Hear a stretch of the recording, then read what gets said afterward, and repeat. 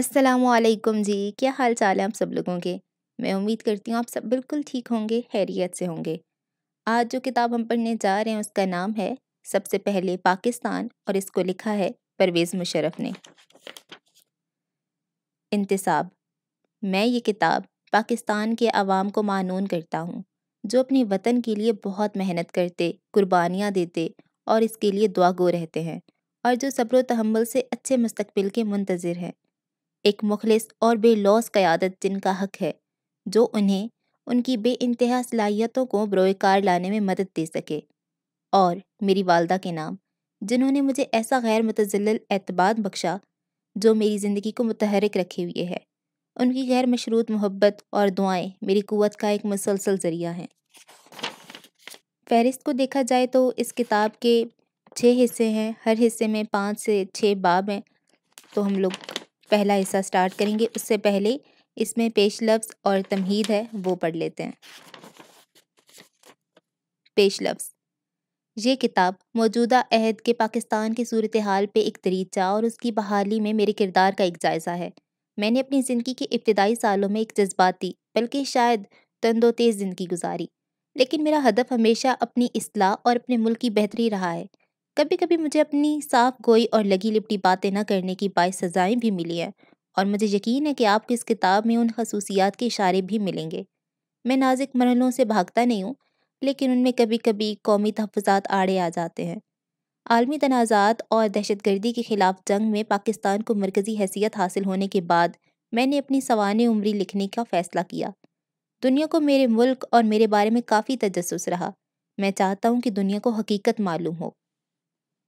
پاکستان مختلف الاقسام افراد کا ملک ہے، شہری اور دیہی، مالدار اور غریب، اعلیٰ تعلیم یافتہ اور جاہل۔ ہماری 160 ملین آبادی مختلف زبانیں بولتی ہے۔ اعتدال پسندوں کا مقابلہ متعصب انتہا پسندوں سے اور مغربیت کے حامیوں کا سامنا قدامت پسند اور روایتی معاشرے سے ہے۔ کچھ لوگ پاکستان میں حکومت کرنے کو دنیا کا دشوار ترین کام کہتے ہیں۔ 11 ستمبر 2001 کے بعد داخلی مسائل بڑھ جانے اور ہمارے بین الاقوامی تعلقات میں تبدیلیوں کی وجہ سے پاکستان کی مشکلات میں کئی گنا بڑھ گئیں۔ ہمارے ملک کا 21ویں صدی کی آنے والی کہانی میں ایک خصوصی کردار ہے۔ آنے والے برسوں میں پاکستان میں سماجی، سیاسی اور اقتصادی طور پہ جو کچھ ہونا ہے، اس سے نہ صرف دہشت گردی کے خلاف عالمی جنگ کا فیصلہ ہونے میں مدد ملے گی، بلکہ مغرب اور اسلام دونوں کے مستقبل کی حیت بھی طے ہوگی۔ میں نے تیہ کر رکھا ہے کہ نہ صرف پاکستان بلکہ تمام دنیا کے ممالک کا مستقبل پرامن اور خوشحال ہو۔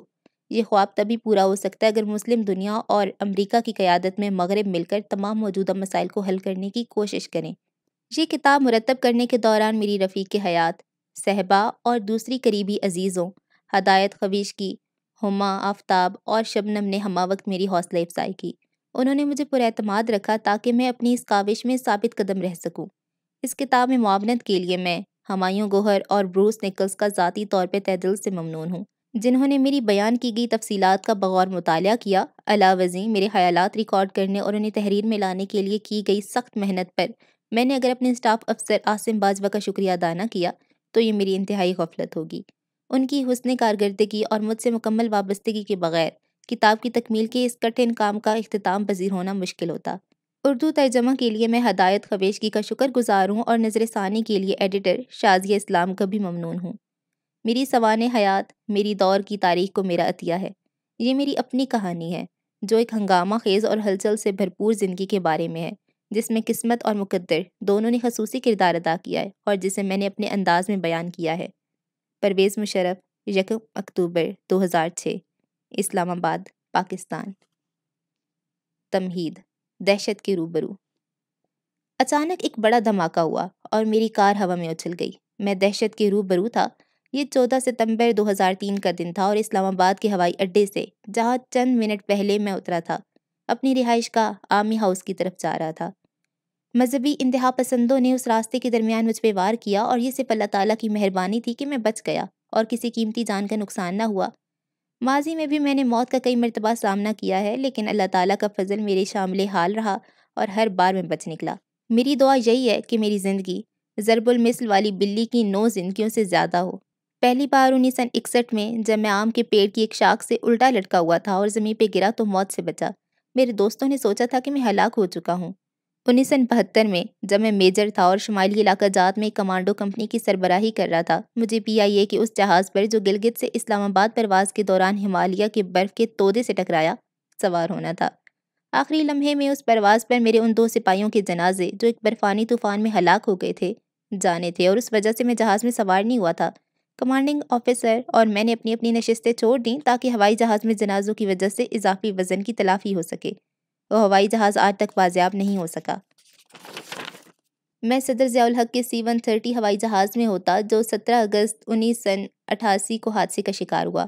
صدر کا ملٹری سیکرٹری بننے کے لیے میرا انتخاب ہوا تھا، لیکن جو قسمت میں لکھا ہو وہی ہوتا اور ایک دوسرے بریگیڈیئر کا آخری لمحے میں تقرر ہو گیا۔ یوں اس حادثے کا شکار میری بجائے وہ ہو گئے۔ امریکی سفیر آرنلڈ لیوس رافیل بھی اس بدقسمت مسافروں میں شامل تھے۔ آج تک اس حادثے کی پوری تفصیلات سامنے نہیں آئیں اور وہ پاکستان کی حالیہ تاریخ کا ایک سربستہ راز ہے۔ 1998 میں ایک بار پھر موت کے منہ میں جا پہنچا جب میں لیفٹیننٹ جنرل اور منگلا کا کور کمانڈر تھا۔ مجھے راولپنڈی آرمی ہیڈ کوارٹرز میں ایک کانفرنس کے لیے بلایا گیا تھا۔ اپنا سرکاری کام ختم کرنے کے بعد میں ایک دوست لیفٹیننٹ کرنل اسلم چیمہ کے ہمراہ ان کے دفتر، جو کافی دور واقع تھا، برج کھیلنے کے لیے گیا تھا۔ میرے فضائی کمانڈر جو ایک ہیلی کاپٹر منگلا واپس لے جا رہے تھے، وہ مجھے ہیلی کاپٹر سے منگلا لے جانا چاہ رہے تھے تاکہ مجھے 2 گھنٹے کا سڑک کا سفر نہ کرنا پڑے۔ میں بخوشی ان کے ساتھ چلا جاتا، لیکن انہیں معلوم نہیں تھا میں کہاں ہوں۔ یوں انہوں نے میری تلاش ختم کر دی اور چلے گئے۔ راستے میں ہیلی کاپٹر کا حادثے کا شکار ہو گیا اور وہ اس میں ہلاک ہو گئی۔ ایک دوست ساتھ برج کی ایک معمولی کھیل نے میری جان بچائی۔ 12 اکتوبر 1999 کو میں chief of the army staff تھا، جو پاکستان میں فوج کا اعلیٰ ترین عہدہ ہے۔ میرا ہوائی جہاز کولمبو سے واپسی پر کراچی میں اترنے والا تھا جب وزیر اعظم نے زمین پر بیٹھے بیٹھے اسے فضا میں اغوا کر لیا۔ رن وے پہ رکاوٹیں کھڑی کر دی گئیں اور پاکستان کے تمام ہوائی اڈے بند کر دیے گئے۔ انہوں نے میرے ہوائی جہاز کو پاکستان کی فضائی حدود سے باہر نکل جانے کا حکم دے دیا۔ ہوائی جہاز میں ایندھن اتنا کم رہ گیا تھا کہ فوج اگر کراچی ہوائی اڈے کو وقت پہ تحویل میں نہ لے لیتی تو ہم حادثے کا شکار ہو جاتے۔ جب ہمارا ہوائی جہاز اترا تو اس میں صرف 7 منٹ کا ایندھن باقی تھا۔ وزیر اعظم کے ساتھ یہ خطرناک ٹکراؤ ہی جو ہوتے ہوتے رہ گیا مجھے اقتدار میں لایا۔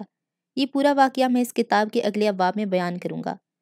1965 کی پاک بھارت جنگ میں بھی 2 مرتبہ مجھے موت کا سامنا کرنا پڑا۔ گویا یہ تمام خطرات کافی نہ تھے کہ 2001 میں اقوام متحدہ کی کانفرنس کے بعد جب میرے ہوائی جہاز نے نیو یارک سے پاکستان کے لیے پرواز شروع کی تو پائلٹ نے مجھے ایک پیغام دے کر خطرے سے آگاہ کیا کہ ایئر ٹریفک کنٹرول نے بتایا کہ ہوائی جہاز میں ایک بم رکھا ہے۔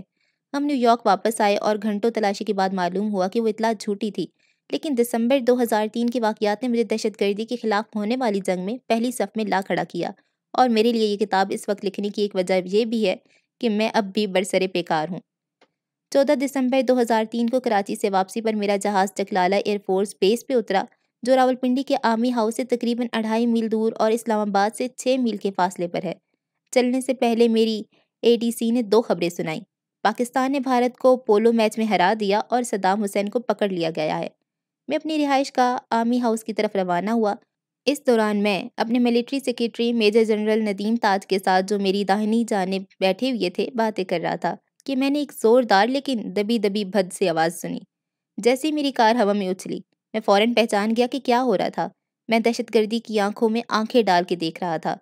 میں نے دل ہی دل میں سوچا کہ دوسرے ملکوں کے قائدین خونی حادثات یا واقعات کی جگہ بعد میں جا کر یا ٹیلی ویژن پہ دیکھتے ہیں، یہاں میں بذات خود اس کے درمیان تھا۔ یہی نہیں بلکہ اس کا ہدف تھا، لیکن دوسرے قائدین کے برعکس میں ایک سپاہی، chief of the army staff اور اپنے ملک کی مسلح افواج کا سالار اعلیٰ تھا۔ میں ایک جنگ کا سامنا کرنے کے لیے تیار، تربیت یافتہ اور ساز و سامان سے لیس تھا۔ مقدر اور واقعات کا سنگم کچھ اس طرح ہوا کہ پاکستان اور میں دہشت گردی کے خلاف جنگ میں پوری طرح مصروف ہیں۔ میری تربیت نے مجھے پاکستان کی خدمت میں ہر وقت مستعد رہنے کے لیے تیار کیا ہے۔ آرمی ہاؤس کے نزدیک جیسے ہی میں نے ایک پل پار کیا، یہ حادثہ ہوا۔ میری گاڑی کے چاروں پہیے سڑک سے اٹھ گئے اور گاڑی فضا میں اچھل کر دور تک گئی۔ حالانکہ دھماکے کی آواز گاڑی کے بکتر بند ہونے کی وجہ سے دبی دبی سی تھی، لیکن میں سمجھ گیا کہ یہ ایک بم تھا، اور میرے ملٹری سیکرٹری بھی سمجھ گئے۔ میں یہ بھی سمجھ گیا کہ یہ ایک بہت بڑا بم تھا، کیونکہ اس نے ہماری 3 ٹن وزنی مرسیڈیز کو سڑک سے اچھال دیا تھا۔ میں نے مڑ کر دیکھا، جس پل کو ہم نے ابھی عبور کیا تھا وہاں دھواں، دھول اور ملبہ تھا۔ جب ہم آرمی ہاؤس، جو تقریباً 500 گز دور تھا، پہنچے تو میرے deputy military secretary lieutenant colonel Asim Bajwa نے، جو دوسری گاڑی میں میرے قافلے کے ساتھ سفر کر رہے تھے، تصدیق کی کہ دھماکہ ایک قاتلانہ حملہ تھا۔ جب میں گھر میں داخل ہوا تو اپنی بیوی صہبا اور والدہ کو ٹی وی لاؤنج میں بیٹھے ہوئے پایا۔ صہبا ہمیشہ میرے اچھے برے وقت کی ساتھی ہیں، خواہ برفانی طوفان ہو، اغوا شدہ پروازیں ہوں یا سڑکوں پہ خطرناک سفر۔ انہوں نے دھماکے کی آواز سنی تھی کیونکہ آرمی ہاؤس پل سے بہت قریب ہے۔ جو ہی میں اندر داخل ہوا انہوں نے پوچھا کہ یہ دھماکہ کیسا تھا۔ میری والدہ کی پشت دروازے کی طرف تھی اور انہوں نے مجھے داخل ہوتے ہوئے نہیں دیکھا تھا۔ میں نے اپنی ہونٹوں پہ انگلی رکھ کے صہبا سے خاموش رہنے اور کمرے سے باہر آنے کو کہا کہ کہیں میری والدہ یہ واقعہ سن کر پریشان نہ ہو جائیں، جو ہر ماں کے لیے فطری ہے۔ راہداری میں نے صہبا کو بتایا کہ اس بم دھماکے کا مقصد مجھے ہلاک کرنا تھا، لیکن اب سب کچھ ٹھیک ہے۔ انہیں تسلی دینے کے بعد میں خود صورتحال کا مشاہدہ کرنے کے لیے واپس پل پر گیا۔ پل تقریباً تباہ ہو چکا تھا اور اگر دھماکہ میری گاڑی کے وہاں پہنچنے سے 1 سیکنڈ پہلے ہوتا تو ہم پل کے ٹوٹے ہوئے حصے میں سے 25 فٹ نیچے زمین میں جا گرتے۔ پل پر ابھی تک افراتفری تھی اور لوگ مجھے وہاں دیکھ کر انتہائی متعجب تھے۔ میری والدہ کو اس واقعے سے بے خبر رکھنا ناممکن تھا۔ انہیں جلدی معلوم ہو گیا کہ کیا ہوا ہے، کیونکہ ساتھیوں، رشتہ داروں اور دوستوں کے ٹیلی فون آنے لگے اور کچھ خیریت معلوم کرنے کے لیے آنا بھی شروع ہو گئے۔ ٹیلی ویژن پہ ہر طرف خبر نشر ہو گئی اور اگلی صبح تمام اخبارات کے پہلے صفحے پہ شائع ہوئی۔ میری خبر نے پولو اور صدام دونوں کی خبروں کو کم از کم پاکستان میں تو پیچھے چھوڑ دیا تھا۔ اسی شام صہبا اور میں اسلام آباد کے سرینا ہوٹل میں شادی کی ایک تقریب میں شرکت کرنے والے تھے۔ ہم بالکل نہ ہچکچائے اور حسب پروگرام شادی میں شریک ہوئے۔ ہمارے اس فیصلے نے وہاں موجود مہمانوں میں کافی کھلبلی مچا دی، کیونکہ ان کا خیال تھا کہ دہشت گردانہ حملے کے صرف چند گھنٹوں بعد حفاظتی اقدامات کے مد نظر میں گھر سے باہر نہیں نکلوں گا۔ مجھے یقین ہے میرے بچ نکلنے اور معمول کے مطابق اپنے کام کرتے رہنے کے باعث دہشت گرد مایوسی کا شکار ہوئے ہوں گے۔ اپنے معمولات برقرار رکھنے کی وجہ سے میرے محافظوں کو بھی تشویش ہوئی ہوگی، لیکن وہ اس قسم کے واقعات سے نمٹنے کے لیے تربیت یافتہ ہیں۔ البتہ سڑکوں پہ سفر کرنے والوں کو اس سے کچھ تکلیف ضرور ہوئی ہوگی، کیونکہ میری گزرگاہیں وقتی طور پہ بند کر دی گئی تھیں۔ قاتلانہ حملے سے پہلے میں عام ٹریفک کے ساتھ اشاروں کی پابندی کرتے ہوئے سفر کرتا تھا۔ اب معمولات تبدیل ہونے لگے۔ پولیس نے ان راستوں پر جہاں سے مجھے گزرنا ہوتا تھا سڑکوں کے دونوں طرف چلنے والی ٹریفک کو روکنا شروع کر دیا۔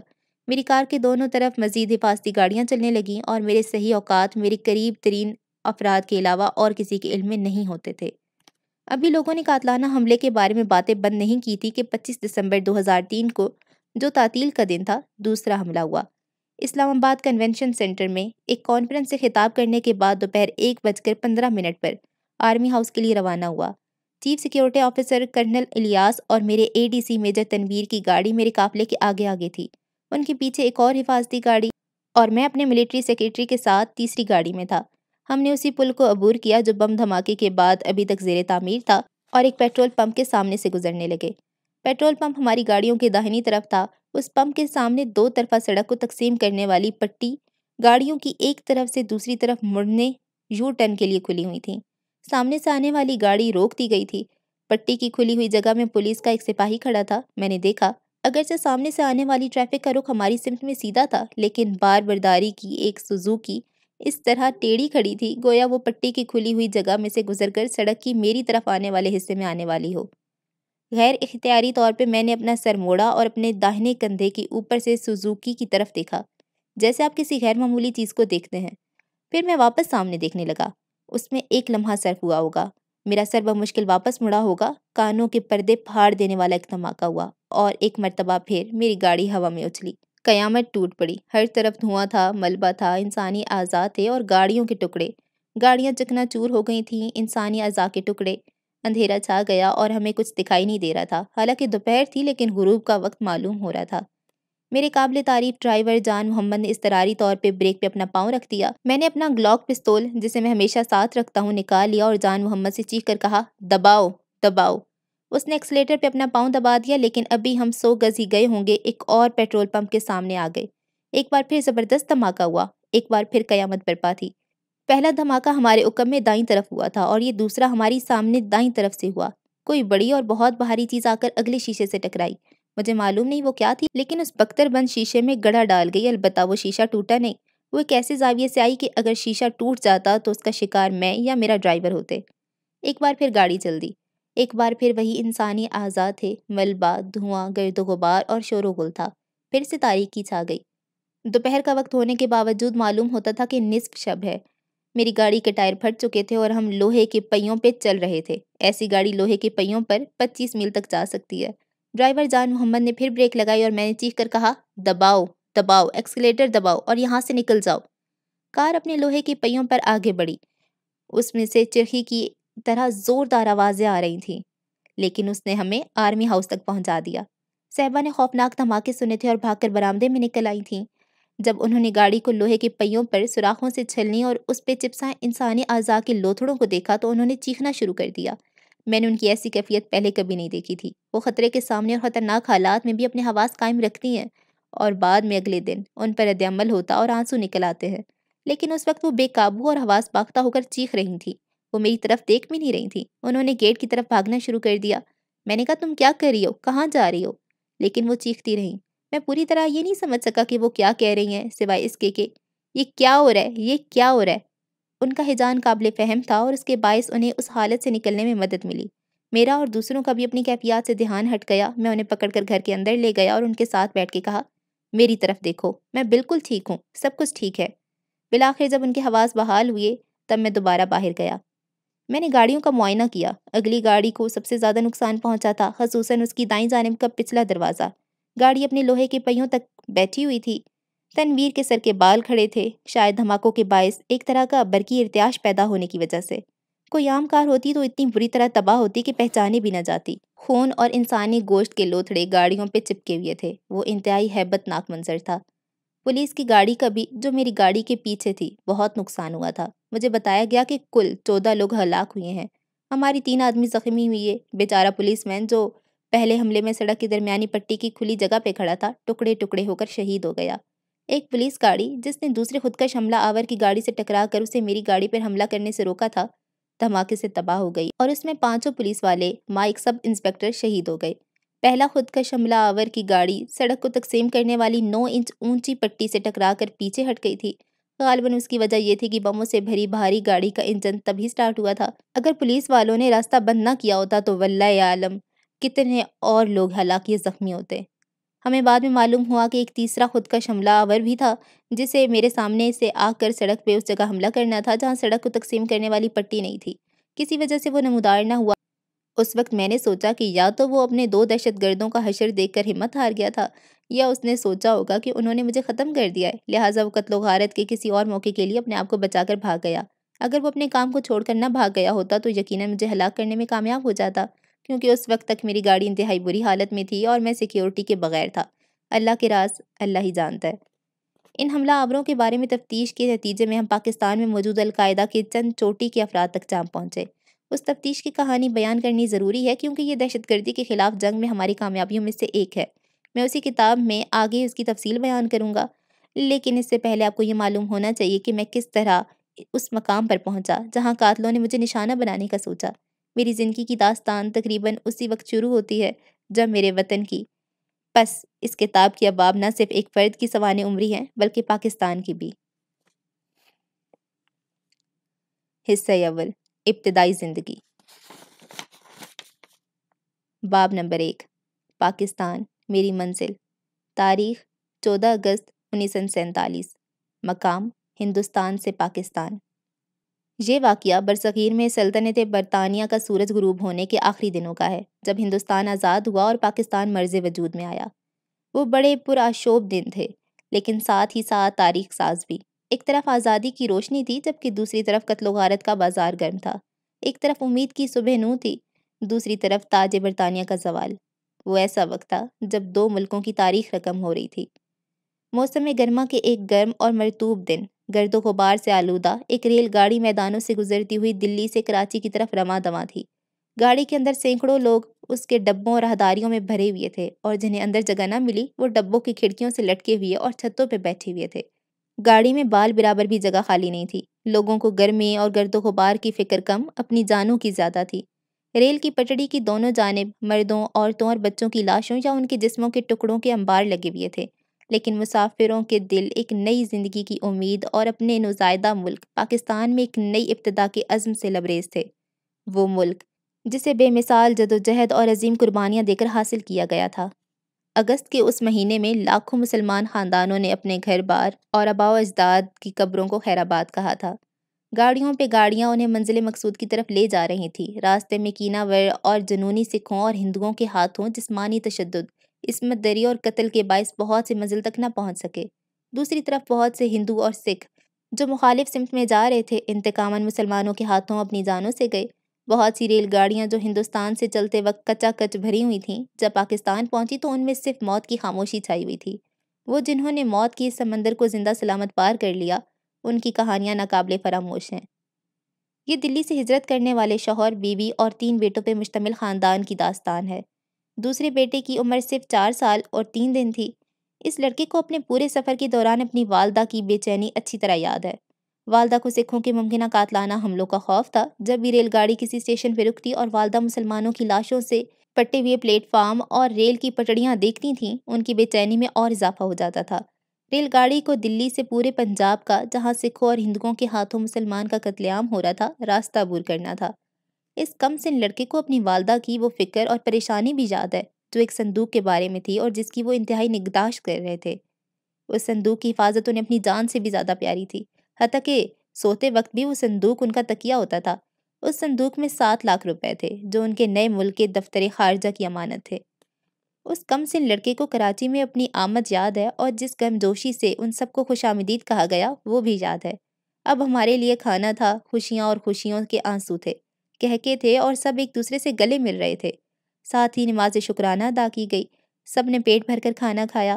میں نے یہ تذکرہ ایک مبصر کی حیثیت سے کیا ہے کیونکہ ریل گاڑی کے اس اگست کے سفر کی روداد ایک ایسی داستان ہے جو میں نے اپنے بزرگوں سے سنی ہے اور جس کی آنکھوں دیکھی پوری تفصیل مجھے یاد نہیں ہے۔ مجھے اپنا بچپن بہت کم یاد ہے۔ میری پیدائش 11 اگست 1943 کو مغلیہ دور کے دلی کے قدیم حصے میں واقع ددہالی مکان نہر والی حویلی میں ہوئی۔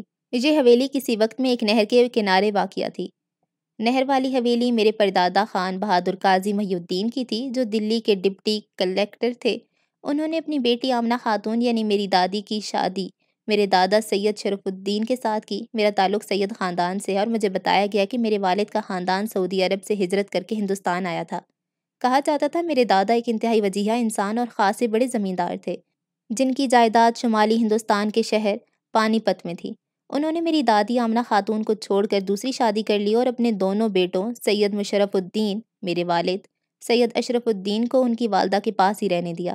آمنہ خاتون دونوں بیٹوں کے ساتھ اپنے والد کے گھر چلی گئیں۔ یہی گھر میری جائے پیدائش تھا۔ میرے بھائی جاوید جو ایک انتہائی ذہین آدمی ہے مجھ سے 1 سال قبل پیدا ہوئے اور میرے چھوٹے بھائی نوید کی پیدائش کے بعد ہمارا کنبہ مکمل ہو گیا۔ میرے والد سید مشرف الدین اور ان کے بڑے بھائی مشہور زمانہ علی گڑھ مسلم یونیورسٹی سے فارغ التحصیل ہوئے۔ یہ یونیورسٹی اب بھارت میں ہے۔ میرے والد نے وزارت خارجہ میں ایک اکاؤنٹنٹ کی حیثیت سے نوکری شروع کی، بعد میں ڈائریکٹر کے عہدے تک ترقی کی۔ ان کا انتقال میری زمام حکومت سنبھالنے کے چند ماہ کے اندر ہی ہو گیا۔ انا للہ و انا الیہ راجعون۔ میرے نانا خان بہادر قاضی فضل الہی ایک جج تھے۔ وہ مالی طور پہ کافی آسودہ حال تھے اور ساتھ ہی ساتھ ترقی پسند اور روشن خیال بھی۔ انہوں نے اپنے بیٹوں اور بیٹیوں کی تعلیم پہ بے دریغ خرچ کیا۔ میری والدہ زری نے دلی یونیورسٹی سے BA اور لکھنؤ یونیورسٹی سے MA کیا۔ یہ وہ زمانہ تھا جب مسلمان عورتیں خال خال ہی تعلیم کے حصول کے لیے گھر سے باہر قدم نکالتی تھیں۔ تعلیم مکمل ہونے اور میرے والد سے شادی کے بعد وہ نہر والی حویلی میں منتقل ہو گئیں۔ میرے والدین کے مالی حالات بہت اچھے نہیں تھے اور گھر بار کے اخراجات چلانے کے لیے دونوں کو ملازمت کرنی پڑی، خصوصاً اس لیے کہ ان کی اولاد اچھی تعلیم حاصل کر سکے۔ نہر والی حویلی 1946 میں فروخت کر دی گئی اور میرے والدین بیرن روڈ نئی دلی کے ایک معمولی سرکاری مکان میں رہنے لگے اور وہاں 1947 میں پاکستان ہجرت کے وقت تک رہے۔ اپنی آمدنی بڑھانے کے لیے میری والدہ ایک اسکول ٹیچر بن گئی۔ میرے والدین ہم خیال تھے اور انہیں دونوں کی دلی خواہش تھی کہ ان کی اولاد کی پرورش بہترین ہو، جس میں ہماری غذا، ہماری تعلیم، ہماری تربیت اور خاندانی اقتدار شامل تھیں۔ میری والدہ پیسے بچانے کے لیے تانگے میں اسکول جانے کی بجائے گھر سے 2 میل پیدل جاتی اور 2 میل پیدل آتی تھیں تاکہ جو پیسے بچیں ان سے ہمارے لیے پھل خرید سکیں۔ ہم ہمیشہ ان پھلوں کے منتظر رہتے تھے۔ اپنے بچوں کی اچھی تعلیم و تربیت کی خواہش ہمارے خاندان کی سوچ کا مرکز رہی ہے۔ یہ وہ اقدار ہے جو ہمارے یہاں نسل در نسل چلی آ رہی ہیں اور ہمارے والدین نے اپنی والدین کی طرح ہمارے ذہن نشین کر دی ہیں۔ حالانکہ ہم مالدار نہیں تھے لیکن ہمیشہ اعلیٰ درجے کے اسکولوں میں تعلیم حاصل کی۔ دلی میں جاوید اور میں چرچ ہائی اسکول میں داخل ہوئے تھے لیکن مجھے یاد نہیں ہے اور نہ ہی مجھے اس زمانے کے دوستوں اور ہمسائیوں کے بارے میں کچھ یاد ہے۔ باب 2 کراچی، بود و باش اور رہائش۔ کراچی ایک قدیم شہر ہے اور ہمارے دوسرے شہروں کی طرح اس کی تاریخ بھی بہت پرانی ہے۔ اوائل میں یہ بحر عرب کے ساحل پہ ماہی گیروں کی ایک بستی تھی۔ 1947 میں یہ شہر نوزائیدہ مملکت پاکستان کا دارالحکومت بنا۔ اب دارالحکومت خوبصورت اور جاذب نظر شہر اسلام آباد ہے، جو کوہ ہمالیہ کے پہاڑی سلسلے کے دامن میں واقع ہے۔ کراچی آمد کے بعد میرے والد کو جیکب لائنز کی بیرکوں میں سے ایک لمبی بیرک میں، جس میں دو کمروں پہ مشتمل 10 رہائش گاہیں تھیں، ایک رہائش گاہ الاٹ ہوئی۔ بیرک کے ساتھ باورچی خانہ، بغیر فلش کا ٹوائلٹ اور غسل خانہ تھا۔ پوری بیرک کی لمبائی میں ایک طرف برآمدہ تھا، جس میں سبز رنگ کی لکڑی کی جعفری لگی ہوئی تھی۔ ہمارے خاندان کے دوسرے بے گھر افراد، جن میں قریب اور دور کے چچا، خالائیں اور ان کی اولادیں شامل تھیں، ہمارے ساتھ رہنے کے لیے آ گئے۔ ایک وقت ایسا بھی آیا کہ ان 2 کمروں میں رہنے والوں کی تعداد 18 تک ہو گئی، لیکن اتنی گھچ مچ کے باوجود ہم سب خوش تھے۔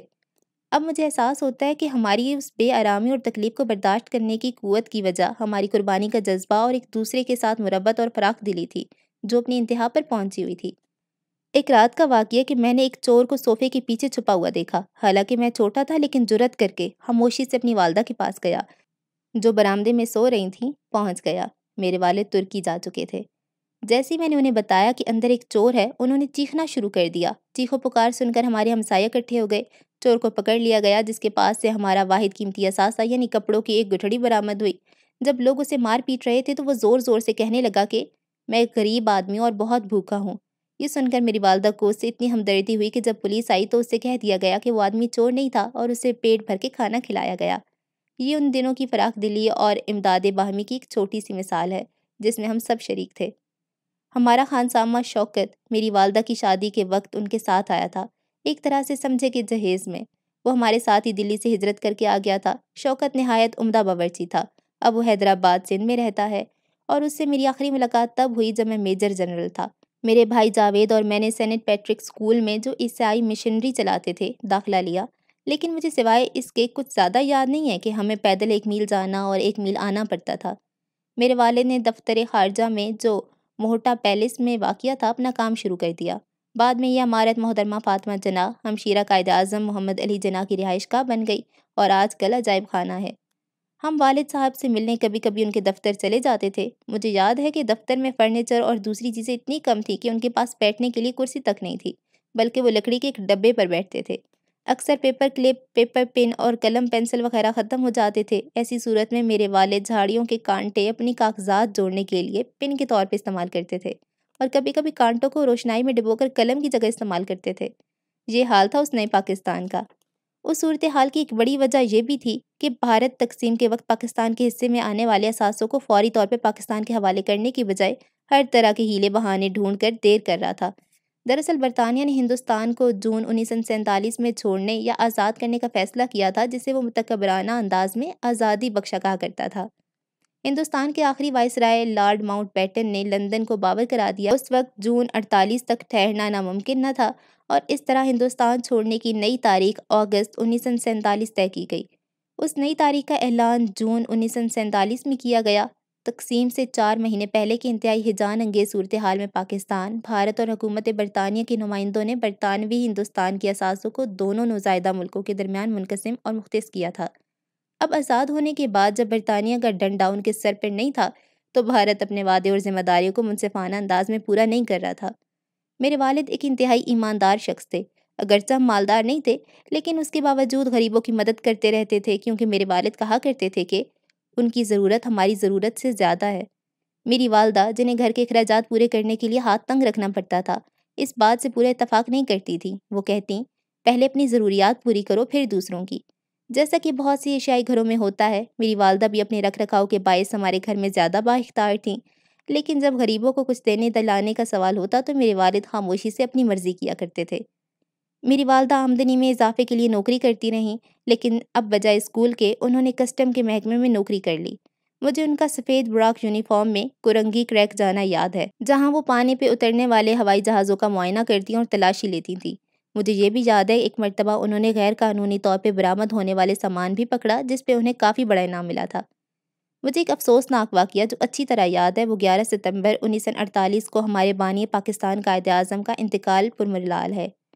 پاکستان کے لیے یہ ایسا سانحہ تھا جیسے کوئی بچہ 13 ماہ کی عمر میں ہی اپنے والدین سے جدا ہو جائے۔ قائد اعظم محمد علی جناح کا سب سے موزوں اور مناسب تذکرہ ان کے سوانح نگار مشہور امریکی مصنف اسٹینلے والپورٹ نے ان الفاظ میں کیا ہے: چند اشخاص تاریخ کا رخ بدلتے ہیں، ان سے کم دنیا کا نقشہ بدلتے ہیں، اور کسی کو بھی ایک نئے ملک و قوم کی بنیاد رکھنے کا شرف بمشکل حاصل ہے۔ محمد علی جناح نے تینوں کارنامے سر انجام دیے۔ اس ثانیہ نے نوزائیدہ ملک کا عزم اور خوشیاں ماند کر دیں۔ جنازے کا جلوس بند روڈ کراچی کی بڑی شاہراہ سے گزرنا تھا، جو ہمارے گھر سے بہت قریب تھی۔ مجھے یاد ہے میں اپنے دوستوں کے ساتھ جلوس کے انتظار میں گھنٹوں ایک دیوار پہ بیٹھا رہا۔ جب جلوس آیا تو سب لوگ رو رہے تھے، ہر آنکھ اشک بار تھی۔ میں بھی اپنے آنسو نہ روک سکا۔ یہ ایک عظیم قومی نقصان اور غم کا دن تھا۔ پوری قوم ایک نا امیدی اور غیر یقینی کی کیفیت سے دوچار تھی۔ یہ قائد اعظم کے جانشین اور ہمارے پہلے وزیر اعظم لیاقت علی خان کی ہی ہمت اور حوصلہ تھا کہ انہوں نے قوم کو اس افسردہ دلی کے ماحول سے باہر نکالا۔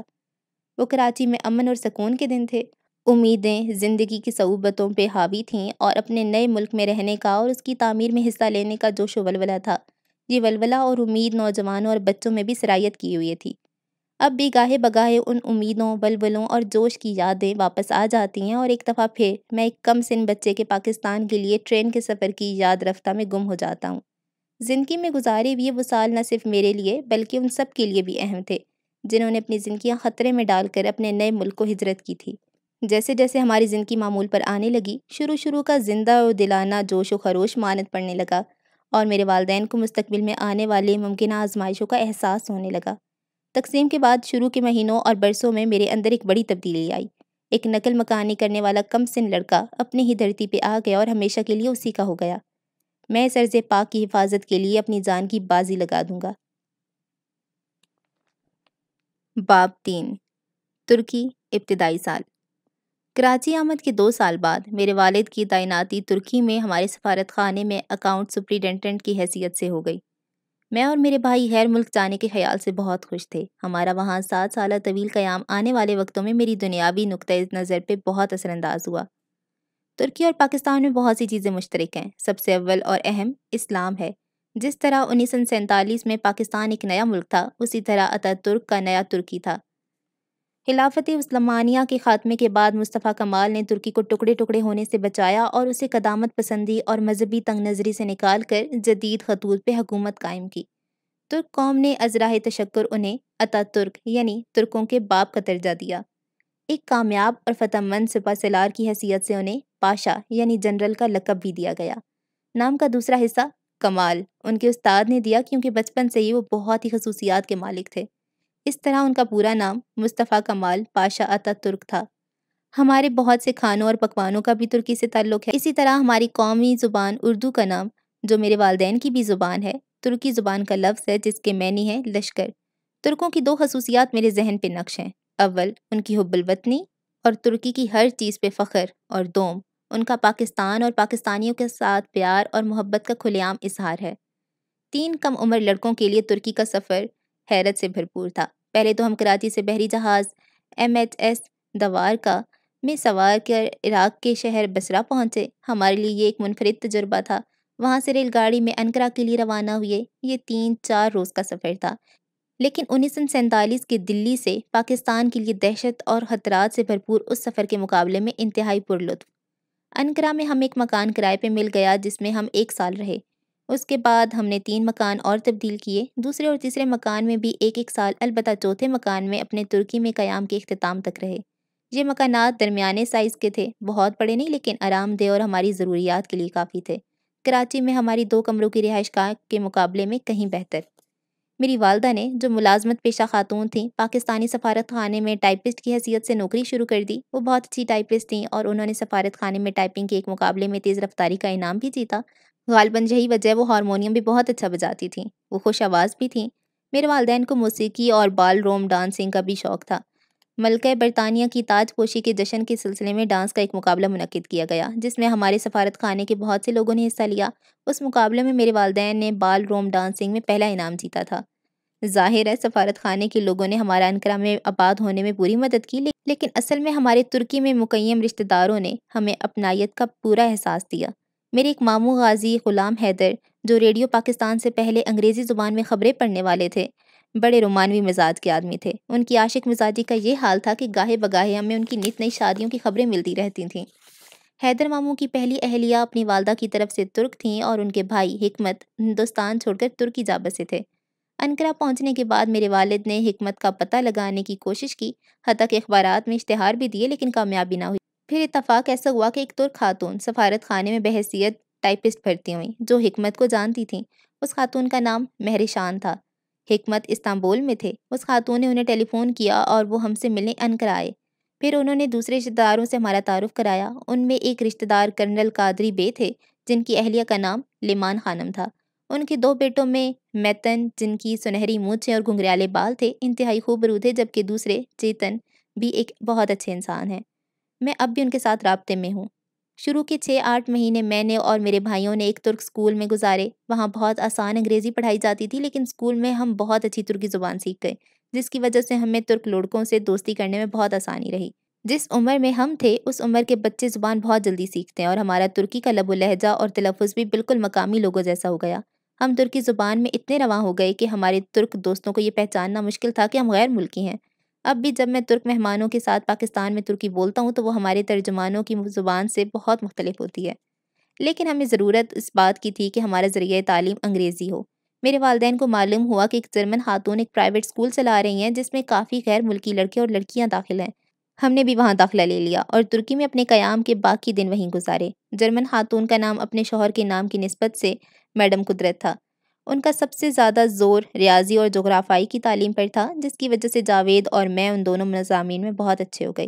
خصوصاً ہم ریاضی کے سوال تو اپنے ذہن میں ہی حل کر لیتے تھے۔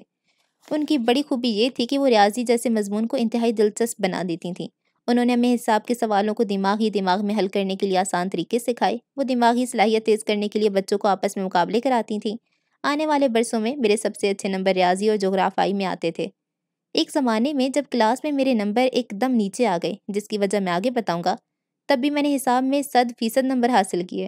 مدام قدرت ہمیں دنیا کا جغرافیائی نقشوں کو کھینچنا اور پڑھنا، ملکوں اور ان کے دارالحکومتوں کو جاننا اور سمندروں، دریاؤں، ریگستانوں اور پہاڑوں کو پہچاننا سکھاتی تھیں۔ یہ اہلیت میرے لیے فوج میں انتہائی مددگار ثابت ہوئی۔ مدام قدرت کا اسکول مخلوط تھا، اس میں غیر ترکی لڑکیاں بھی تھیں، اور ہم تینوں بھائی لڑکیوں سے بہت شرماتے تھے۔ وہ ہمیں اپنے گھروں پر اور پارٹیوں میں بلاتی تھیں، جس سے ہم بہت پریشان ہوتے اور شش و پنج میں پڑ جاتے تھے۔ میرے خیال میں انہیں ہماری پریشانی کا احساس ہو گیا تھا اور اس میں انہیں مزہ آتا تھا۔ 10 سالہ لڑکیاں 10 سالہ لڑکوں سے کہیں زیادہ پختہ سوچ رکھتی اور لڑکوں کو تگنی کا ناچ نچا سکتی ہیں۔ ترکی میں ہی مجھے کھیل کود کا بے حد شوق ہو گیا۔ میں نے جمناسٹک سیکھی، والی بال، فٹ بال اور بیڈمنٹن کھیلتا تھا۔ بیڈمنٹن ترکی میں مقبول کھیل نہیں ہے، لیکن ہمارے سفارت خانے میں کھیلا جاتا تھا۔ ترک تو فٹ بال کے دیوانے ہیں۔ علاوہ ازیں دنیا کے سب کم عمر بچوں کی طرح میں بھی کانچ کی گولیاں کھیلا کرتا تھا، لیکن اس سے میری والدہ بہت ناراض ہوتی تھیں۔ سردیوں میں میرے ہاتھ کی کھال پھٹ جاتی تھی، کبھی کبھی تو خون نکلنے لگتا تھا۔ میں انگلیوں پہ پٹیاں باندھ لیتا تھا، جو اس وقت کا مظہر تھی کہ گولیاں کھیل رہا تھا۔ میں گولیوں کو جرابوں میں رکھتا تھا تاکہ والدہ کی نظر نہ پڑے۔ میں اپنی عمر سے زیادہ سمجھدار لیکن شریر لڑکا تھا۔ اپنی پڑھائی میں اچھا، لیکن جاوید کی طرح ذہین نہیں تھا۔ میں زیادہ پڑھائی بھی نہیں کرتا تھا، البتہ جاوید کرتے تھے۔ جب لوگوں نے امریکی مصنف مارک ٹوین کی کتابیں پڑھیں، انہیں میری یہ بات سمجھنے میں کوئی دقت نہیں ہوگی اگر میں یہ کہوں کہ میں کچھ ٹام سوائر کی طرح ہوں۔ ہمارے گھر کے سامنے لبنانی سفارت خانے کے باغیچے میں پھلوں کے بہت سے درخت تھے۔ میں نے وہاں کے چوکیدار کے نظام الاوقات کا مشاہدہ کیا اور دیکھا کہ وہ سفارت خانے کی عمارت کا ایک سمت میں چھوٹا چکر لگاتا تھا اور واپسی میں اس سے کہیں لمبا۔ میں اس کے لمبے چکر کے وقفے میں سفارت خانے کی 4 دیواری میں گھس جاتا اور پھل توڑ لیتا۔ میں لڑکپن سے ہی کھیل کود اور شوق حرکتوں میں حصہ لیتا تھا، اور اکثر وہ حرکتیں کرتا تھا جو دوسرے لڑکے نہیں کرتے یا نہیں کر سکتے تھے، اور انہی حرکات کی وجہ سے میں اپنے محلے میں بہت مقبول ہو گیا۔ والدہ کو اکثر میری حرکتوں کی خبر مل جاتی تھی اور وہ بہت غصہ کرتی تھیں۔ جب میرے دوست مجھے لینے آتے تھے تو ان سے بھی زیادہ ناراض ہو جاتی اور کہتی تھیں، بھاگ جاؤ، اسے پڑھنے دو۔ یہ مجھے بہت برا لگتا تھا، لیکن میں کچھ کہہ نہیں سکتا تھا۔ البتہ جیسے ہی مجھے موقع ملتا میں دوستوں کے ساتھ کھیلنے کے لیے چپکے سے باہر نکل جاتا۔ ایک بیرون خانہ شغل جس سے میری والدہ مجھے نہیں روکتی تھیں، وہ تھا اپنے والد کے ساتھ مرغابی کے شکار پہ جانا۔ وہ سفارت خانے کے دوسرے لوگوں کے ساتھ گول باشی نام کی جھیل پہ جاتے تھے۔ اب یہ جیت انقرہ کے ایک گنجان آبادی والے علاقے میں ہے۔ مجھے ان پرخطر شکاروں میں بڑا مزہ آتا تھا۔ میرا سب سے زیادہ ہیجان انگیز تجربہ مرغابیوں کی آمد کا خاموشی اور سکوت میں انتظار ہوتا، اور جب مجھے بندوق چلانے کی اجازت ملتی تو یہ لطف دو بالا ہو جاتا تھا۔ پہلی مرتبہ مرغابی کو کامیابی سے مار گرانے کا واقعہ میرے ذہن پہ نقش ہے۔ مجھے اس بات سے انکار نہیں ہے کہ میں ہوائی نشانہ بازی میں اچھا نہیں تھا۔ دنیا بھر کے اکثر شہری علاقوں کی طرح ہمارے محلے میں بھی لڑکوں کے ٹولے تھے۔ ہماری آپس میں لڑائیاں ہوتی تھیں لیکن کوئی خاص نہیں۔ ہم ایک دوسرے کو پتھر مارتے اور اپنے تحفظ کے لیے ایک طرح کی ڈھالیں بنا لیتے۔ ہر ٹولے کا اپنا پرچم تھا۔ اس چھوٹی سی عمر میں بھی اپنے مخالف ٹولے پہ گھات لگانے اور اسے پھانسنے کی حکمت عملی بہت اچھی طرح بناتا تھا۔ ہم انہیں پھسلا کر ایک طرف بلاتے، پھر گھات لگا کر ان کا جھنڈا چھین کر کسی پہاڑی کی طرف بھاگ جاتے۔ یہ ان کی شکست ہوتی اور ہماری جیت۔ چونکہ میں کھلے ماحول کا شوقین تھا، اس لیے جب بھی کسی وجہ سے میں گھر سے باہر نہ جا سکتا تو سخت پریشان ہو جاتا تھا۔ مجھ میں جسمانی توانائی کچھ زیادہ تھی اور اسے صرف کرنا ضروری تھا، اور یہ گھر سے باہر ہی ہو سکتا تھا کیونکہ گھر کے اندر ایسا ہونا ناممکن تھا۔ علاوہ ازیں اس زمانے میں ٹیلی ویژن بھی نہیں تھا، جس نے آج کل بہت سے لڑکوں کو بالکل تن آسان اور سست بنا دیا ہے۔ جاوید کو کتابیں پڑھنے کا بہت شوق تھا لیکن میں مجبوراً ہی پڑھتا تھا۔ ہم برٹش کونسل لائبریری کے ممبر بن گئے تھے اور ہفتہ وار کوٹے کے مطابق دو کتابوں کا اجرا کرواتے تھے۔ جاوید چونکہ مطالعے کے بلا کے شوقین تھے، وہ اپنی دونوں کتابیں پہلے 2 دن میں پڑھ لیتے اور پھر میری 2 کتابیں اگلے 2 دن میں یا اس سے پہلے بھی۔ ہفتہ ختم ہونے سے پہلے ہی جاوید چاہتے تھے کتابیں واپس کر کے 4 کتابیں اور لے لی جائیں۔ میں نے بمشکل ایک ہی کتاب یا وہ بھی نہیں پڑھی ہوتی تھی۔ اس وجہ سے میں اصرار کرتا کہ ہفتہ ختم ہونے پہ ہی ایک نئی کتاب کا اجرا کرواؤں گا اور دوسری کتاب کی مدت 1 ہفتہ کے لیے اور بڑھا لوں گا۔ اس سے جاوید ناخوش ہوتے اور ہماری خوب بحث ہوتی۔ ہمارے یہاں فاطمہ نام کی ایک ترک خادمہ بھی تھی جسے ہم احتراماً خانم کے اضافے کے ساتھ بلاتے تھے، یعنی فاطمہ خانم۔ ہمارے والدین نے ہمیں بغیر کسی امتیاز کے بزرگوں کی عزت کرنا سکھایا تھا۔ ہمیں اپنے کسی گھریلو ملازم کو نوکر کہنے کی اجازت نہیں تھی کیونکہ وہ بھی محنت اور ایمانداری سے اپنی روزی کماتے تھے اور عزت کے مستحق تھے۔ فاطمہ خانم ایک عمر رسیدہ اور غیر تعلیم یافتہ خاتون تھی، حقیقت میں کافی سادہ لو لیکن انتہائی محنتی تھی۔ ہم ان سے مذاق کرتے تھے کہ دنیا چپٹی اور ہموار ہے اور پاکستان اس کے ایک کنارے پہ ہے جہاں سے جنت نظر آتی ہے۔ یا تو وہ اس بات کو واقعی حقیقت سمجھتی یا ہمارے مذاق کا بھرم رکھنے کے لیے ہم سے اصرار کرتی تھی کہ ہم انہیں پاکستان لے جائیں تاکہ وہ جنت کا نظارہ کر سکیں۔ ترکی میں قیام کے دوران ہمارے سفارت خانے میں 2 ملٹری اتاشی تھے، کرنل مصطفیٰ اور ان کے بعد کرنل اسماعیل۔ ان دونوں کی جاذب نظر روایتی وردیوں نے اس کم عمری میں ہی مجھے فوج کی جانب مائل کیا، لیکن مجھ پہ سب سے زیادہ اثر انداز حمید ہوئے جو ملٹری اتاشیوں کے پی اے تھے۔ حمید فوج کے ایک جونیئر کمیشنڈ آفیسر تھے اور انتہائی چاق و چوبند اور خوبرو کشمیری۔ ہمارے خاندان سے ان کا بہت تعلق ہو گیا تھا اور وہ مجھے اور میرے بڑے بھائی جاوید کو پہاڑوں کی سیر کے لیے پیدل لے جاتے تھے۔ ہمارے گھر سے کافی دور ایک چڑیا گھر تھا جہاں ہم پیدل آتے جاتے۔ حمید کھیلوں میں بھی بہت اچھے تھے اور ہمیں سکھایا بھی کرتے تھے۔ انہوں نے ہی مجھے بیڈمنٹن اور والی بال کھیلنا سکھایا۔ ہمارے سفارت خانے کے سامنے ایک ریٹائرڈ ترک جنرل کا، جو بعد میں ایک بہت بڑے صنعت کار بن گئے تھے، گھر تھا۔ ان کی ریان نام کی ایک خوبصورت بیٹی تھی۔ وہ اپنی کھڑکی سے حمید کو اس کے دفتر میں بیٹھا دیکھا کرتی تھی۔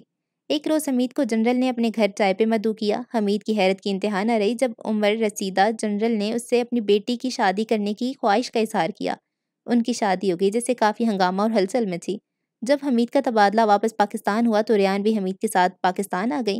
حمید کافی ہوشیار تھے اور ترقی کر کے میجر کے عہدے سے ریٹائر ہوئے۔ پھر انہوں نے کاروبار کیا جس میں کافی کامیاب رہے۔ میری ان سے آخری ملاقات تب ہوئی جب میں کراچی میں بریگیڈیئر میجر تھا۔ ان کا انتقال اچانک دل کا دورہ پڑنے سے ہوا۔ ایک مرتبہ جب میں صدر پاکستان کی حیثیت سے غیر ملکی دورے پہ تھا تب میری اور میری اہلیہ کی ملاقات ریان سے لندن میں ہوئی۔ کتے پالنے کی میرے شوق کا آغاز بھی ترکی سے ہوا۔ ہمارے ہاں ایک نہایت خوبصورت بھورے رنگ کا وسکی نامی کتا تھا جس سے مجھے بہت انسیت تھی۔ وہ سڑک ایک حادثے کا شکار ہو گیا لیکن مجھے کتوں سے تاحیات انسیت ہو گئی۔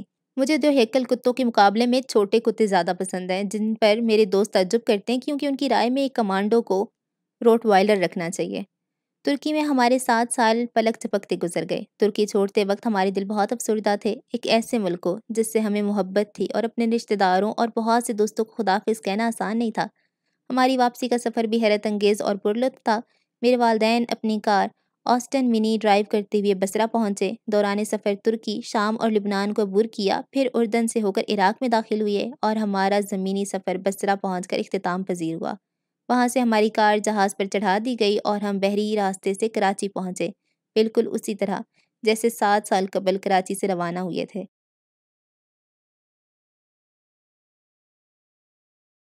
باب 4 آشیانہ۔ اکتوبر 1956 میں جب میں 13 سال کا تھا ہم واپس کراچی پہنچ گئے۔ دوبارہ آباد ہونے کی کشمکش نے ترکی اور وہاں کے رشتہ داروں اور دوستوں کو چھوڑنے کی تکلیف کو کم کر دیا۔ اپنے گھر واپس آنے کا مزہ ہی کچھ اور ہوتا ہے۔ کراچی پچھلے 7 سال میں بہت بدل گیا تھا۔ اب وہ ایک وسیع و عریض بین الاقوامی شہر میں تبدیل ہو گیا تھا۔ ہر طرف زندگی کی گہما گہمی تھی۔ میرے والد نے دوبارہ وزارت خارجہ میں کام شروع کر دیا، جو اب بھی موہٹا پیلس میں ہی قائم تھی۔ ہمیں جلد ہی ایک مقام ناظم آباد نمبر 3 میں مل گیا، جو آزادی کے بعد ہندوستان سے نقل مکانی کرنے والے لاکھوں خاندانوں کو بسانے کے لیے قائم شدہ نئی بستیوں میں سے ایک تھی۔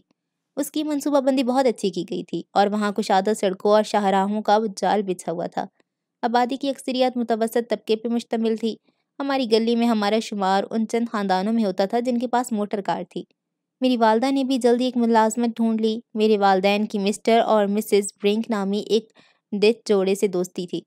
مسٹر برنک کراچی کے ایک نئے صنعتی علاقے جو سائٹ کہلاتا تھا میں واقع فلپس فیکٹری کے جنرل مینیجر تھے اور میری والدہ ان کی سیکرٹری مقرر ہوئیں۔ والدہ کی تنخواہ اچھی تھی اور ایک اضافی فائدہ یہ ہوا کہ انہیں ایک فلپس ریڈیو رعایتی قیمت پہ مل گیا۔ انہوں نے وہاں کافی لمبے عرصے تک ملازمت کی۔ برسوں بعد میں نے ایک مرتبہ مسٹر اور مسز برنک کے ساتھ نیدرلینڈ میں 3 روز گزارے۔ اسی سال موسم خزاں میں جاوید اور میں نے عیسائی مبلغوں کے زیر تعلیم چلنے والے پرانے اور اچھی شہرت کے حامل سینٹ پیٹرک اسکول میں بالترتیب کلاس 9 اور 8 میں داخلے کا امتحان دیا۔ ہم دونوں نے اردو کا پرچہ بہت خراب کیا کیونکہ میں نے یہ مضمون ترکی میں نہیں پڑھا تھا۔ جاوید نے چونکہ دوسرے مضامین میں بہت اچھے نمبر حاصل کیے، اس وجہ سے انہیں داخلہ مل گیا، لیکن مجھے نہ ملا اور میں نے ایک دوسرے اسکول میری کلاسو میں داخلہ لے لیا۔ ہمارے والدین نے فوری طور پہ ہماری اردو بہتر کرنے کا عمل شروع کر دیا۔ ہم نے جلدی یہ زبان سیکھ لی۔ بالآخر یہ ہماری مادری زبان تھی۔ وہ دونوں ہمیں پڑھاتے تھے اور ساتھ ساتھ ایک اتالیق بھی مقرر کر دیا۔ 3-4 ماہ کے اندر میری اردو اتنی اچھی ہو گئی کہ مجھے سینٹ پیٹرک میں داخلہ مل گیا۔ میرا خیال ہے مجھے اتنی جلدی داخلہ ملنے میں اس بات کا بھی دخل ہو سکتا تھا کہ جاوید نے اپنے پہلے سماحی امتحان میں اول پوزیشن حاصل کی، اور عین ممکن ہے کہ اسکول کے انتظامیہ نے سوچا ہو کہ اتنے ہوشیار لڑکے کا بھائی بالکل ہی ناکارہ نہیں ہو سکتا۔ بعد میں 1967 میں میرے چھوٹے بھائی نوید نے بھی سینٹ پیٹرک میں 6ٹھی کلاس میں داخلہ لیا۔ وہ متوازن مزاج اور متوسط درجے کا طالب علم تھا۔ انقرہ میں ہم خوبصورت اور سرسبز کھیتوں سے گزرتے ہوئے پیدل ہی اسکول جاتے تھے۔ کراچی میں ہمارا اسکول پیدل چل کر جانے کے لیے بہت دور تھا اور اس کے علاوہ راستے بھی کوئی خاص جاذب نظر نہیں تھے۔ کبھی کبھی والد صاحب اپنی کار میں ہمیں اسکول چھوڑ دیتے تھے، لیکن اکثر ہم بس سے ہی جاتے تھے۔ بس میں کبھی کبھار خالی نشست نہ ملتی، وہ ہمیشہ کھچا کھچ بھری ہوتی تھی۔ واپسی کے لیے میں اور جاوید اسکول سے ریگل سینما کے قریب جاتے، جہاں بسیں ایک موڑ پر آہستہ ہو جاتی تھی اور اس موڑ پر ہم دونوں چھلانگیں لگا کر چلتی ہوئی بسوں میں چڑھ جاتے۔ یہ خطرناک طریقہ تھا، لیکن اس عمر کے لڑکے عام طور پر خطرے کی پرواہ کہاں کرتے ہیں۔ ہم گرمی اور حبس برداشت کرتے ہوئے آدھے گھنٹے کا سفر کر کے تھکے ماندے گھر پہنچتے تھے۔ ہمارا محلہ ناظم آباد رہنے کے لیے ایک دشوار جگہ تھی اور اب بھی ہے۔ ہر لڑکے کا وہاں رہنے کے لیے ہوشیار ہونا ضروری تھا۔ یہاں پر بھی اس طرز کے دوسرے علاقوں کی طرح لڑکوں کے ٹولے تھے اور ظاہر ہے میں بھی ایک میں شامل ہو گیا، اور میں اپنے ٹولے کے سخت جان اراکین میں سے ایک تھا۔ دوسرے لڑکے کی طرح ہمیں بھی پتنگ اڑانے اور لوٹنے کا شوق تھا، اور اس میں کبھی کبھی جھگڑے بھی ہو جاتے تھے۔ ہمارے علاقے میں ایک گنڈا لڑکا تھا جو دوسرے لڑکوں سے لوٹی ہوئی پتنگیں چھین لیتا۔ اکثر لڑکے ڈر کے مارے اسے اپنی پتنگ دے دیتے تھے۔ ایک دن میرے بڑے بھائی کے ہاتھ ایک کٹی ہوئی پتنگ کی ڈور لگ گئی۔ اس گنڈے نے، جس کے ساتھ 2 لڑکے اور بھی تھے، بڑی بدزبانی کے ساتھ ان سے ڈور مانگی۔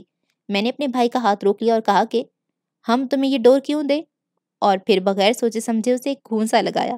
اب اس سے لڑائی ہو گئی اور میں نے اس کی خوب ٹھکائی کی۔ اس کے بعد محلے والے مجھے ایک باکسر سمجھنے لگے اور میں ایک نڈر لڑکا مشہور ہو گیا۔ میں نے یہ سبق بھی سیکھا کہ اگر گنڈے کا مقابلہ کیا جائے تو وہ گھٹنے ٹیک دیتا ہے۔ اصل راز یہ ہے کہ اگر آپ چند لمحے بھی ثابت قدم رہیں تو آپ کا ابتدائی خوف اور ڈر نکل جاتا ہے۔ ایک کمانڈو کی حیثیت سے یہ سبق میرے بہت کام آیا۔ سینٹ پیٹرک سے میری بہت اچھی یادیں وابستہ ہیں۔ میں نے تعلیم کے علاوہ بھی وہاں بہت کچھ سیکھا۔ عادتاً میں اپنی شرارتوں سے باز نہیں آتا تھا، جس کی سزا بھی ملتی تھی، خصوصاً مسٹر ڈی لائما نامی استاد سے۔ میرا خیال ہے میرے استاد میرا موازنہ میرے بڑے بھائی سے کرتے تھے، جو نامناسب تھا کیونکہ وہ بہت اچھے نمبروں سے پاس ہوتے تھے۔ کبھی کبھی سزا کے طور پر میں کلاس کے کونے میں گھٹنوں کے بل بٹھا دیا جاتا تھا، اور کبھی کلاس کے کمرے سے باہر۔ ایک دفعہ جب میں کمرے کے باہر کھڑا تھا تو میں نے اپنے والد کو آتے ہوئے دیکھا۔ میں دیوار کے پیچھے گیا تاکہ وہ مجھے نہ دیکھ سکیں۔ ایک سزا مجھے خوب اچھی طرح یاد ہے۔ فادر ٹوڈ نے مجھے کلاس میں ایک لڑکے کی طرف چاک کا ٹکڑا پھینکتے ہوئے پکڑ لیا اور میری کمر پہ 6 بار بید بڑے زور سے لگائے۔ جہاں بید لگی وہاں بڑی جلن ہوئی۔ چند سال قبل جب صدر پاکستان کی حیثیت سے میں نے سینٹ پیٹرک میں طالب علموں کی ایک تقریب میں شرکت کی تو اپنی تقریر کے دوران میں نے فادر ٹوڈ کو وہ واقعہ یاد دلایا اور کہا کہ اس وقت میرا دل چاہ رہا تھا کہ برف کی سل پہ بیٹھ جاؤں۔ میری کلاس کا ایک دوست فادر ٹوڈ کے پاس آیا اور بولا، فادر کیا اس وقت آپ کو معلوم تھا کہ آپ صدارتی نشست کو بید لگا رہے ہیں؟ اس پہ حاضرین نے کہہ کر لگایا۔ فادر ٹوڈ ایک بڑے اچھے مزاج کے آدمی ہیں اور میرے دل میں دوسرے تمام استادوں کی طرح ان کے لیے بہت عزت ہے۔ ایک اور استاد مسٹر مینڈس تھے، وہ بہت اچھے تھے اور ہمارے کردار اور اخلاقی اقدار کی تشکیل کی طرف بڑی توجہ دیتے تھے۔ میں یہ بھول نہیں سکتا کہ وہ کس طرح ہمیں ایک جینٹل مین بنانے کی کوشش کرتے تھے۔ وہ بذات خود ایک اعلیٰ پائے کے جینٹل مین تھے۔ میری شرارتیں صرف اسکول کی حد تک نہیں تھیں۔ میرے عاشق مزاج ماموں غازی غلام حیدر کو، جنہوں نے ترک نژاد خاتون سے شادی کی تھی، لڑکوں کے ساتھ اٹھنے بیٹھنے کا بڑا شوق تھا اور بہت سی شرارتوں میں پیش ہوتے تھے۔ وہ ہم 8-10 لڑکوں کو اپنی جرمن اوپل گاڑی میں بٹھاتے اور شرارتیں کرنے نکل جاتے۔ ایک روز وہ ہمیں فریئر گارڈن میں لے گئے، جہاں بہت سے لوگ شام کو تفریح کے لیے جاتے ہیں۔ وہاں انہوں نے ایک آدمی کو تاڑا جو ایک بینچ پہ بیٹھا تھا اور وہ اس حد تک گنجا تھا جیسے چٹیل میدان۔ اس آدمی نے اپنے گنجے سر پہ تیل کی مالش کرا رکھی تھی اور اس کا سر آئینے کی طرح چمک رہا تھا۔ حیدر ماموں سے رہا نہ گیا۔ جو بھی اس گنجے کے سر پہ چپت لگا کر آئے گا اسے 5 روپے انعام۔ ہم سب پیچھے ہٹ گئے اور ان سے کہا کہ ہم بھلا ایسی حرکت کر کے کس طرح بچ سکتے ہیں؟ میں دکھاتا ہوں، بہادر ماموں نے کہا۔ وہ سیدھے اس آدمی کے پیچھے گئے اور تڑاک سے ایک چمانچہ اس کے سر پہ مارا۔ بشیر، تم یہاں بیٹھے اور میں تمہیں ہر جگہ ڈھونڈ رہا ہوں، ماموں نے کہا۔ اس کا تو سر گھوم گیا ہوگا۔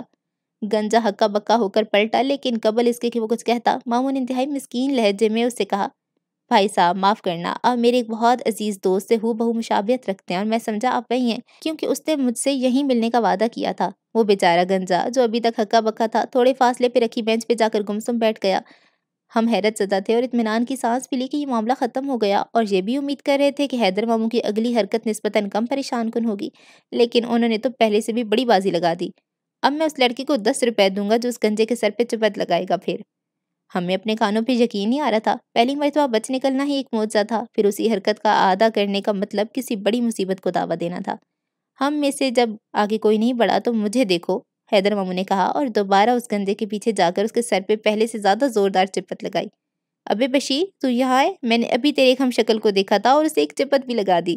وہ آدمی سراسیمگی کے عالم میں پلٹا۔ اس کا منہ کھلے کا کھلا تھا اور اس کی آنکھوں سے معلوم ہو رہا تھا کہ اس کے ساتھ جو ہوا ہے وہ ناقابل یقین ہے، لیکن قبل اس کے کہ وہ ایک لفظ بھی کہتا، حیدر ماموں نے دلی تعصب سے اور ندامت کا اظہار شروع کر دیا اور انتہائی گڑ گڑا کر معافی مانگی۔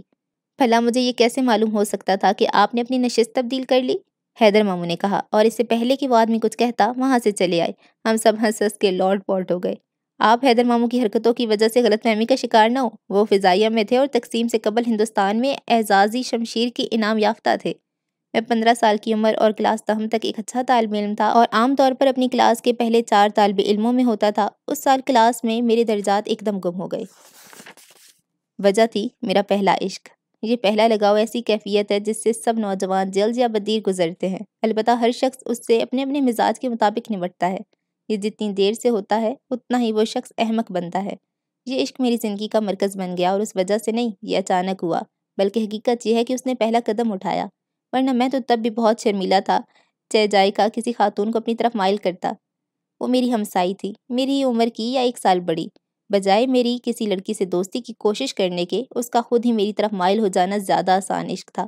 بہرحال میں ہر وقت اس کے بارے میں ہی سوچتا رہتا۔ اسے انگریزی نہیں آتی تھی اور میری اردو کوئی خاص نہیں تھی۔ ایک دوست اس کی اردو میں لکھے خط مجھے سناتا اور میری انگریزی میں بولے ہوئے جواب کو اردو میں لکھتا۔ خط لانے لے جانے والا میرا ایک دوست کا چھوٹا بھائی تھا۔ وہ چھریرے بدن کا تھا اور اکثر جگہوں میں آسانی سے آ اور جا سکتا تھا۔ وہ چپکے سے اس کے گھر میں گھس کر میرے خط پہنچاتا اور اس کے خط لے آتا۔ میں اس حد تک بڑھ گیا کہ میری نانی اماں بھی اس معاملے میں ملوث ہو گئیں، مگر انہیں معلوم تک نہ ہوا۔ وہ بڑی محبت والی خاتون اور دوسری قدامت پسند مسلمان خواتین کی طرح برقع پہنا کرتی تھیں۔ میں نانی اماں سے کہتا کہ پڑوسیوں کے یہاں آنا جانا چاہیے اور انہیں اس لڑکی کے گھر بھیج دیتا، لیکن ان کے جانے سے پہلے ان کے برقعے کی جیب میں اپنا خط ڈال دیتا اور لڑکی کو پیغام بھجوا دیتا کہ رکا کہاں رکھا ہے۔ نانی اماں نادانستہ طور پہ محبت ناموں کی پیامبر بن گئی۔ اگر انہیں معلوم ہو جاتا تو وہ کافی پریشان اور برہم ہوتی۔ کم از کم میری والدہ کو ضرور خبر ہو جاتی۔ لڑکی بہت خوبصورت تھی، لیکن وہ تو صرف وقتی محبت تھی اور در حقیقت دیوانہ پن تھا، جو صرف اس وقت تک رہا جب تک میرے والدین ایک دوسرے گھر میں نہیں چلے گئے۔ نیا گھر گارڈن روڈ کے علاقے میں کراچی کی چڑیا گھر کے قریب تھا۔ گارڈن روڈ پہنچتے ہی میں دوسرے عشق میں مبتلا ہو گیا۔ وہ مشرقی پاکستان بنگلہ دیش کی ایک خوبصورت بنگالی لڑکی تھی۔ یہ کافی پوچھ اور بے معنی عشق تھا۔ میں نے بعد میں سنا کہ وہ خاتون بنگلہ دیش میں خوش و خرم ازدواجی زندگی گزار رہی ہیں۔ میرے خیال میں میری والدہ کو میری سرکت کا شبہ ہو گیا تھا، کیونکہ اچانک میرا تعلیمی ریکارڈ گر گیا تھا۔ انہیں یقین تو نہیں تھا، لیکن میرے خراب نتائج پہ وہ مجھ سے کافی ناراض ہوئیں۔ میں نے 10ویں کا بورڈ کا امتحان زیادہ خراب نہیں کیا۔ میری 2nd ڈویژن آئی اور 1st ڈویژن میں صرف چند نمبروں سے رہ گئی۔ میں نے ریاضی میں اول انعام حاصل کیا۔ اب میری والدہ نے طے کیا کہ جاوید ملکی انتظامیہ کی سب سے اعلیٰ شاخ یعنی سول سروسز آف پاکستان میں جائیں گے۔ سب سے چھوٹے بیٹے کے لیے انہوں نے اعلان کیا کہ وہ ڈاکٹر بنے گا، اور اپنے چاق و چوبند اور زندہ دلانہ مزاج کی بنا پر میں فوج میں جاؤں گا، اور ایسا ہی ہوا۔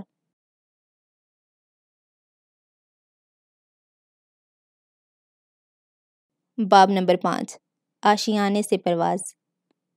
میں فوج میں فوری طور پہ نہیں جا سکتا تھا، کیونکہ پہلے مجھے کالج جا کر 12ویں کلاس یعنی ایف اے یا ایف ایس سی کا امتحان پاس کرنا تھا۔ میں نے سائنس کے مضامین کا انتخاب کیا، چونکہ ایف ایس سی کرنے کے بعد فوج میں جا سکتا تھا، بشرطیکہ فوج کے داخلے کے مشکل امتحان اور سخت جسمانی جانچ اور آزمائش میں بھی کامیابی ہو۔ اس وقت کراچی میں اچھے کالجوں کی کمی تھی، اس وجہ سے میرے والدین نے مجھے لاہور کے مشہور فورمن کرسچن کالج میں بھیجا، جسے امریکی عیسائی مبلغ چلاتے تھے۔ لاہور کا انتخاب قدرتی طور پہ مناسب تھا، مناسب پاکستان بلکہ برصغیر میں عرصہ دراز سے تہذیب و تمدن، ادبیات اور شعر و شاعری کا مرکز رہا ہے۔ کالج کے پرنسپل بہت سی خوبیوں کے مالک ایک امریکی تھے جو طالب علموں میں گھل مل جاتے تھے۔ ایک اور امریکی مسٹر ممبی تھے جو جسمانی ورزش کے ڈائریکٹر تھے اور کھیلوں کے مقابلے بہت اچھی طرح منعقد کراتے تھے۔ جاوید بھی لاہور میں گورنمنٹ کالج گئے، جو اب ایک یونیورسٹی اور زیرک طالب علموں کی درسگاہ کی حیثیت سے مشہور ہے۔ علاوہ ازیں لاہور کے مشہور کالجوں میں ایک اسلامیہ کالج ہے، جس کے فارغ التحصیل طلباء میں پاکستان کے اوائل میں کرکٹ کھیلنے والے اکثر بین الاقوامی کھلاڑی بھی شامل ہیں۔ ایف سی کالج مغرب زدہ ماڈرن طالب علموں کا کالج سمجھا جاتا تھا۔ گورنمنٹ کالج سنجیدہ اور مطالعہ کرنے والوں کا، اور اسلامیہ دیسی ٹائپ کا۔ ان تینوں درسگاہوں نے مختلف شعبوں میں پاکستان کے بہت سے لیڈر پیدا کیے، خصوصاً اس وجہ سے کہ یہ اپنے طالب علموں کو ملک کی تاریخ و تمدن سے وابستہ رکھتے تھے۔ یہ ان لڑکوں سے بالکل مختلف صورتحال تھی جو غیر ملکی یونیورسٹیوں میں جاتے تھے، جہاں سے ہمارے ایسے سیاسی لیڈر پیدا ہوئے جو اپنی تاریخ سے غیر وابستہ اور نابل تھے، اور انہوں نے وطن عزیز کو نہ صرف اپنی بددیانتی سے نقصان پہنچایا بلکہ غیر ملکی سیاسی اور معاشی انداز فکر سے بھی۔ مجھے اس بات کا بہت احساس تھا کہ میں کبھی گھر سے دور اور اکیلا نہیں رہا تھا۔ مجھے اس وقت یہ خیال ہی نہ آیا کہ اب میں کبھی اپنے والدین پہ انحصار کر کے ان کے ساتھ رہنے کے لیے واپس نہیں جاؤں گا۔ ایک وقت آتا ہے، جیسا کہ زندگی میں اکثر ہوتا ہے، کہ ہماری ذمہ داریاں پلٹ جاتی ہیں اور ہمارے والدین ہمارے پاس رہنے کے لیے آ جاتے ہیں۔ لیکن اس وقت تو میں تنہا تھا اور گھر کی یاد بے انتہا ستاتی تھی، مگر میں جلد ہی نئی زندگی کا عادی ہو گیا اور اچھے دوست بنا لیے۔ مجھے رہائش کے لیے کینٹی ہال میں کمرہ ملا۔ اس کے وارڈن مسٹر دتا ہمارے انگریزی کے بھی استاد تھے، ایک اچھے آدمی، سخت لیکن معقول اور منصف مزاج۔ ایف سی ایک نہایت عمدہ کالج ہے اور وہاں نصابی اور غیر نصابی سرگرمیوں کی بہت اچھی سہولتیں میسر ہیں۔ داخل الذکر لازمی ہے اور ہر طالب علم کو کم از کم ایک کھیل میں حصہ لینا پڑتا ہے۔ میں کھیل کود میں ہر فن مولا تھا، جمناسٹک، دوڑ، باڈی بلڈنگ اور دوسری کھیل۔ میرا جمناسٹک میں اول، باڈی بلڈنگ کے مسٹر ایف سی کے مقابلے میں تیسرا اور لمبی دوڑ میں چوتھا نمبر تھا۔ عمومی طور پر میں نے باڈی بلڈنگ کے مقابلوں میں سب سے زیادہ اسناد حاصل کیں۔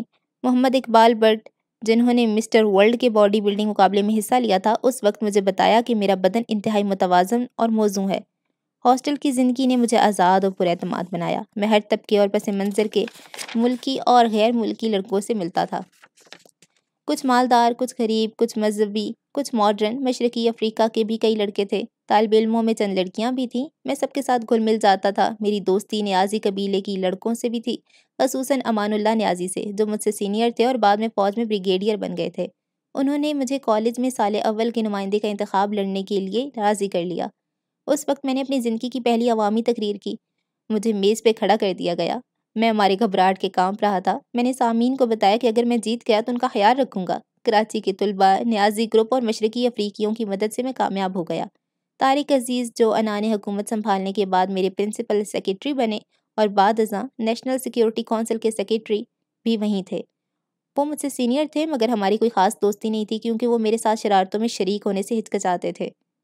میری شرارتیں جاری رہیں۔ ہمارے ہاسٹل کی پھاٹک رات کے 7 یا 8 بجے بند کر دیے جاتے تھے، جس کے بعد نہ کوئی طالب علم باہر جا سکتا تھا، نہ ہی کوئی مہمان اندر آ سکتا تھا۔